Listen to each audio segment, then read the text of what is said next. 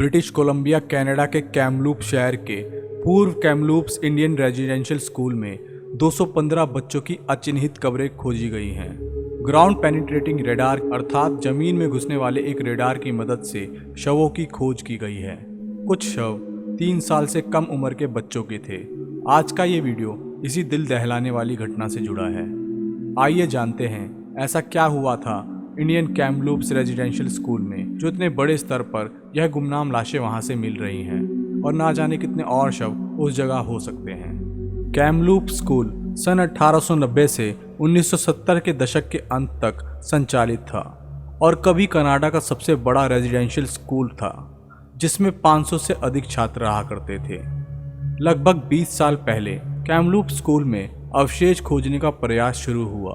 DK एमलूप्स थे सैकवैंग first nation government के सदस्यों के ग्राउंड पेनिट्रेटिंग रडार लाने के बाद मई 2021 में एक गंभीर खोज की। उनके चीफ रोज़ैन कासिमिर ने कहा कि रडार की मदद से मिले 215 शवों में एक बच्चे की मौत 3 साल की उम्र में हुई प्रतीत होती है। उन्होंने कहा कि सभी बच्चों को दशकों पहले दफनाया गया था। चीफ रोज़ैन कासिमिर ने कहा कि हम अभी भी प्रभावों से जूझ रहे हैं। यह नुकसान बिल्कुल अकल्पनीय है। जुलाई 2021 में कासिमिर ने कहा, अब तक पाए गए शव अलग अलग अचिन्हित दफन स्थलों में दफन किए गए प्रतीत होते हैं जो हमारी जानकारी के लिए भी अनडॉक्यूमेंटेड हैं, यानी उनकी खोज नहीं की गई है। इंडियन रेजिडेंशियल स्कूल पूरे कनाडा में बोर्डिंग स्कूलों की एक प्रणाली थी जिसे विभिन्न चर्च समूहों द्वारा चलाया जाता था, लेकिन उन्हें कनाडा सरकार द्वारा वित्त पोषित किया जाता था।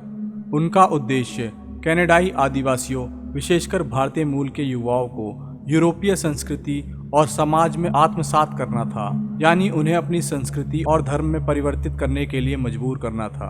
कैमलूप्स इन सभी स्कूलों में सबसे बड़ा था। यह 1890 से 1968 तक संचालित किया गया था, ज़्यादातर रोमन कैथोलिक आदेश मैरी इमैक्युलेट के ऑब्लेटस द्वारा। 1969 के बाद इसे कनाडा की संघीय सरकार द्वारा संचालित किया गया था और 1978 में इसे बंद कर दिया गया था। लेकिन शुरू से ही कुछ ऐसी घटनाएं होने लगी थी जो मन को विचलित करने के लिए काफ़ी हैं।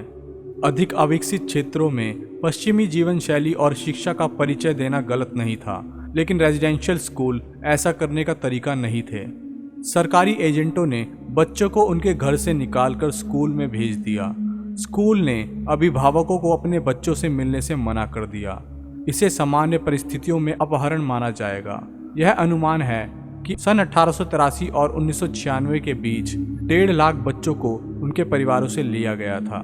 यह स्कूल एंग्लिकन, प्रेस्बिटेरियन, यूनाइटेड और रोमन कैथोलिक चर्चों द्वारा चलाए जा रहे थे। कैथोलिक चर्च ने बहुमत का संचालन किया। प्रतिबंधित समुदायों में उनमें से कई प्रमुख जनसंख्या केंद्रों से अलग थलग थे। पादरी संचालित स्कूल अक्सर वही करते थे जो वे चाहते थे और कभी कभी संदिग्ध भारतीय मामलों के एजेंट की इच्छा के विरुद्ध भी। रेजिडेंशियल स्कूल के कई लेख तीसरी दुनिया के देशों की डरावनी कहानी की तरह लगते हैं। इन स्कूलों में अत्यधिक अत्याचार, यौन शोषण और समान लिंग यौन शोषण सहित कई शर्मनाक घटनाएं बड़े पैमाने पर होती थीं। बच्चों को अक्सर कोड़े मारे जाते थे, कभी कभी तो खून बहने की हद तक। ऐसा कहा जाता है कि कैथोलिक चर्च द्वारा संचालित उत्तरी ओंटारियो में Saint Anne's Indian residential school ने बच्चों को घर में बनी कुर्सी पर बिजली से प्रताड़ित किया। रिकॉर्ड्स कैमलूप्स के स्कूल में सन 1914 और 1963 के बीच कम से कम 51 बच्चों की मौत का संकेत देते हैं। 215 नए खोजे गए शव इनमें कहाँ फिट होते हैं, यह एक रहस्य है। इस बात से आप यह अनुमान लगा सकते हैं कि किस हद तक ये स्कूल इन हत्याओं को छुपा रहे थे। कनाडा के प्रधानमंत्री जस्टिन ट्रूडो ने 31 मई 2021 को इस स्थिति पर दुख व्यक्त किया और कहा कि अधिक स्थलों की खुदाई सच्चाई की खोज का एक महत्वपूर्ण हिस्सा है। कनाडा सरकार द्वारा स्थापित एक राष्ट्रीय सत्य और सुलह आयोग ने स्कूलों के इतिहास का दस्तावेजीकरण करने के लिए 6,750 गवाहों की सुनवाई में 6 साल बिताए। 2015 की एक रिपोर्ट में यह निष्कर्ष निकाला गया कि यह प्रणाली सांस्कृतिक नरसंहार का एक रूप था। आयोग ने पोप से रोमन कैथोलिक चर्च की भूमिका के लिए माफ़ी मांगने की मांग की। रविवार को पोप फ्रांसिस ने औपचारिक माफ़ी मांगना बंद कर दिया, लेकिन उन्होंने कहा कि दुखद खोज, दर्द और पीड़ा के बारे में जागरूकता बढ़ाती है।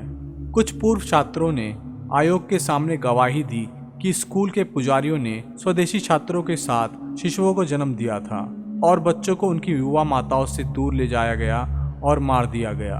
कुछ मामलों में उनके शरीर को भट्टी में फेंक दिया गया, जो बहुत ही शर्मनाक घटना थी। आयोग के अनुसार कई छात्रों की मृत्यु बीमारी, दुर्घटनाओं, आग और भागने के घातक प्रयासों से भी हुई थी। आयोग ने पाया कि जब आवासीय विद्यालयों में बच्चों की मृत्यु होती थी तो उनके परिवार को अक्सर अस्पष्ट स्पष्टीकरण दिया जाता था या कहा जाता था कि वे भाग गए हैं या गायब हो गए हैं। जब स्कूलों ने बच्चों की मृत्यु को स्वीकार किया तो उन्होंने आमतौर पर 1960 के दशक तक उनके शवों को उनके परिवारों को वापस करने से इनकार कर दिया। अवशेषों को तभी वापस भेजा जाता था जब यह उन्हें स्कूल में दफनाने से सस्ता हो।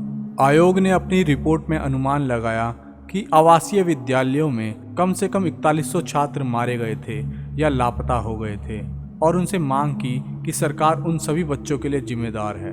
हालांकि ये निश्चित रूप से नहीं बताया जा सकता कि कितने बच्चे गायब हो गए थे। इसमें किसकी गलती है? धार्मिक रूढ़िवादी सोच रखने वालों की, जिन्होंने इस हद तक उन बच्चों पर जुर्म किया, या सरकार की, जिन्होंने उनका पूरा साथ दिया? जो भी हो, उन बेचारे मासूम बच्चों का क्या कसूर था जो इस अपराध का शिकार बन गए? शायद अगर वो जिंदा होते तो कहीं ना कहीं किसी ना किसी के दादा दादी जरूर होते। पर ये सोच के ही बुरा लगता है कि किस तकलीफ से गुजरना पड़ा होगा उन्हें। आप क्या सोचते हैं कनाडा के सुपर क्राइम के बारे में? कमेंट्स करके हमें ज़रूर बताएं। और वीडियो अच्छा लगा हो तो इस वीडियो को लाइक और शेयर ज़रूर करें। और प्लीज़ हमारे चैनल बियॉन्ड बिलीफ को सब्सक्राइब ज़रूर करें। धन्यवाद।